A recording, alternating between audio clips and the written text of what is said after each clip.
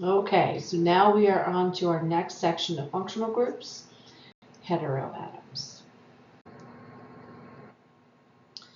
Okay, so just like with the hydrocarbon functional groups, I highly recommend you pause and you take down the notes from this particular slide, maybe do a table just like we have in here. This is going to be the foundation for our heteroatom functional groups. I'll step through each of these and then I'm going to show you a ball and stick model of what these all look like. All right, so the first functional group name is halo. The organic family will be an alkyl halide, and the structure will be some sort of a hydrocarbon, and that X represents a halogen. So that could be chlorine, fluorine, iodine, bromine. So again, X is that halogen, your alkyl halide is your R group, and the halide is going to be, again, a specific halogen. Like I said, chlorine, bromine, iodine, fluorine. The next down the list, the organic family is an alcohol. Our functional group is a hydroxyl, and what we are looking at here is this OH. Okay. Again, that R group is going to be a saturated carbon. That R group would have to be a saturated carbon. And then the alcohol is determined by the placement of that OH group. Okay, so we are going to see other OH groups on compounds, and they are not going to be alcohols. So to be very careful where that OH group is placed, make sure it is placed next to an R group. Our other classification of organic family involving a hydroxyl is going to be a phenol. This is the R group here is very specific, and that R group has to be an aromatic, so that's that benzene ring. Next down the list, our organic family is an ether. Our functional group name is an alkoxy, and what you're going to see here, what makes this particular compound is this oxygen, which is attached to a saturated carbon on either side. Okay, so you have an oxygen group between two alkene groups. So straight up oxygen. That's going to be your ether. Our last is going to be our organic family is an amine.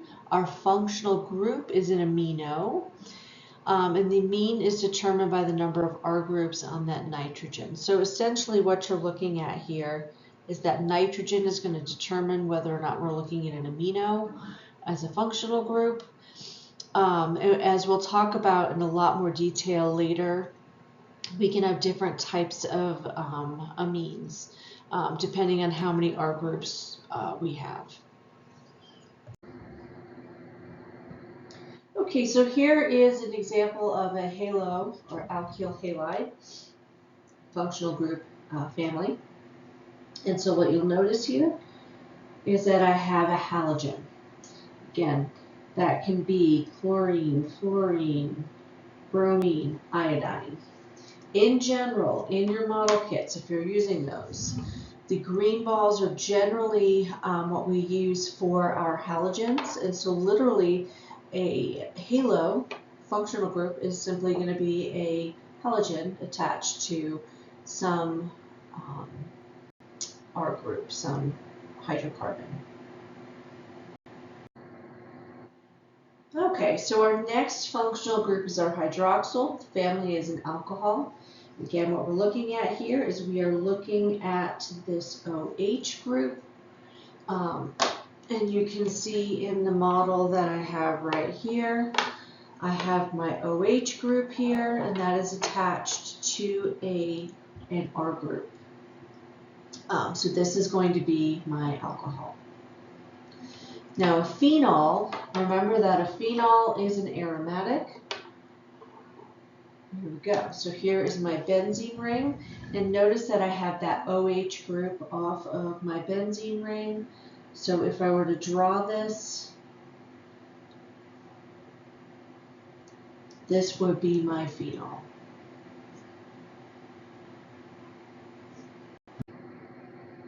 Okay, so here's our next one, functional group in alkoxy. Our family is an ether. Again, I'm looking at this oxygen that is sandwiched between two R groups, two hydrocarbon R groups. And so you can see here in my model, I have two R groups, one carbon each. These R groups could be however long, but the key here is that I have that oxygen between those two carbons. All right, and so our last one, functional group amino, family amine. So I have a simple amine here where I have one R group. I have my nitrogen attached there. Just remember that you've got a lone pair on top of that nitrogen. That's it. So you can see I have my nitrogen here, and that nitrogen is attached to at least one R group. Again, when we get to amines, we'll spend quite a bit more time talking about them, but I could have multiple R groups on that nitrogen, and they would all be amines.